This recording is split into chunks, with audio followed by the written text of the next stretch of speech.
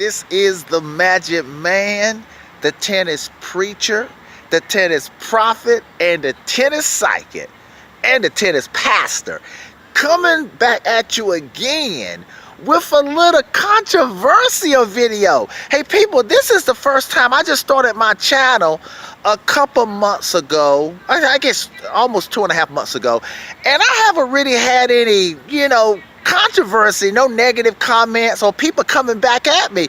But you know what?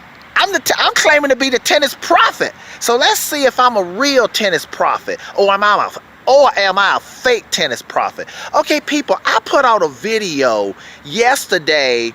It was a video after the one I put out about Nadal winning, but I put out a video about I put Nadal over Sampras. Not way over, but I clearly said I'm going to put Nadal, because most experts had Sampras over Nadal.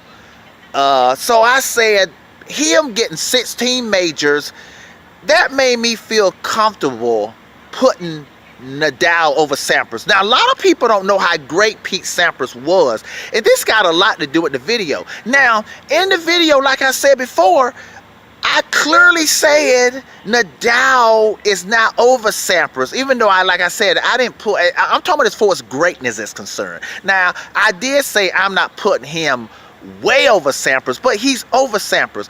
And man, the Nadal fans, they not satisfied. You would think the Nadal fans would be like, good, kudos.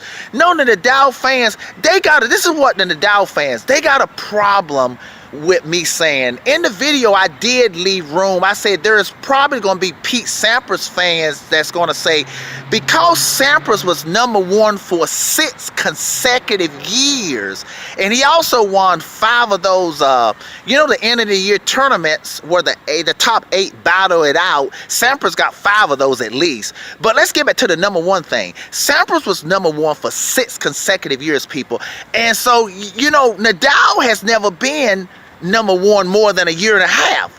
So I think that even though I put Nadal over Sampras as far as greatness is concerned, the Nadal fans, they still got a problem with me saying that some people may argue that because even though Sampras is 2 majors less than Nadal, the Nadal fans, they are getting pissed that I'm saying that some people, I'm not arguing that. I can accept that argument. But some people could argue that because Sampras was #1 for 6 consecutive years, that should count for the 2 majors that he's behind from Nadal. So some people could say it's still almost even. And I said in that the video I made yesterday, I understand that argument.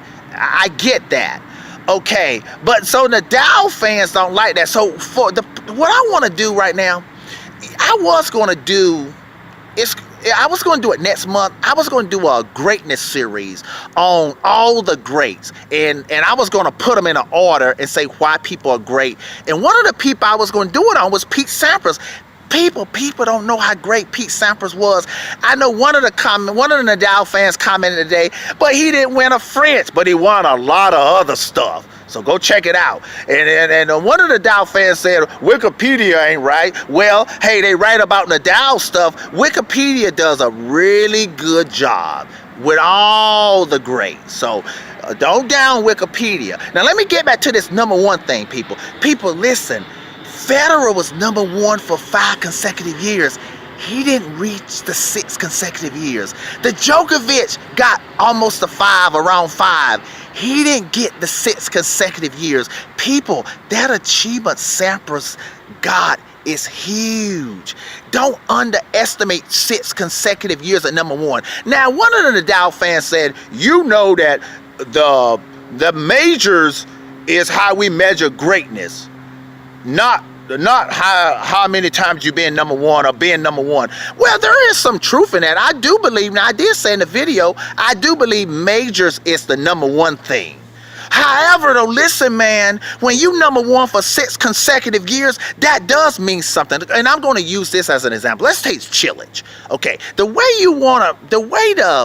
decide how great being number one is for 6 consecutive years, act like you were number one for 6 consecutive years. Put yourself in this situation. Let's take Chilich. Chilich, he got just one major, and the highest he's ever been ranked is number 6. So let me ask you this question. Will you rather be like Chilich and have just one major and never been number one, or will you rather be number one for 6 consecutive years and have no majors? I'm gonna be honest about it, people. This is me now. If I was a pro, I think I would rather be number one for 6 consecutive years than one major. Okay, so now so you see how important being number one for that long is? That's a great achievement. Now let's say, will you rather be number one for 6 consecutive years and win 2 majors, or have 2 majors and never have been number one? Okay, that's getting a little close now. I don't know, that's almost even. Now let's say this right here. Will you rather be number one for 6 consecutive years and have no majors, or will you rather have 3 majors? Now I'm gonna be honest, I probably would rather have the 3 majors. But you know what? If I had 3 majors and I was playing a guy who had no majors, but he was number one for 6 consecutive years, I would look at him as my equal. Seriously, if I was a pro, forget Nadal, forget Federer, forget Pete Sampras. I'm saying if I were a pro and they said your opponent has no majors, but he was number one for 6 consecutive years, I would say, hey man, that guy is my equal. So y'all see how important that is? You see the way I calculated that? But Sampras, people, I'm saying, let's say, I was thinking here, let's suppose we had a greatness banquet. And we put Federer, we gave him a separate table with all his 19 majors. And then we gave Nadal a table a little smaller than Federer, but he had a separate table too by himself with 16 majors.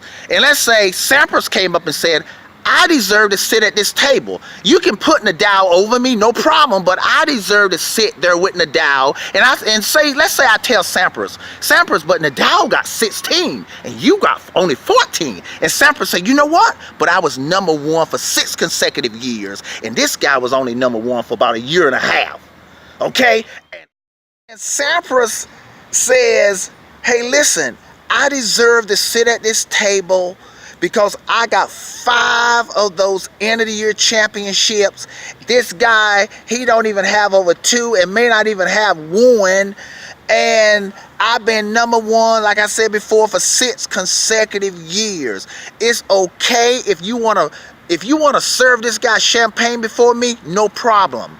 If you want to let him speak before me, no problem, because he does have 16 majors, and we does use that as the number one criteria. But I do deserve to sit at the table with this guy.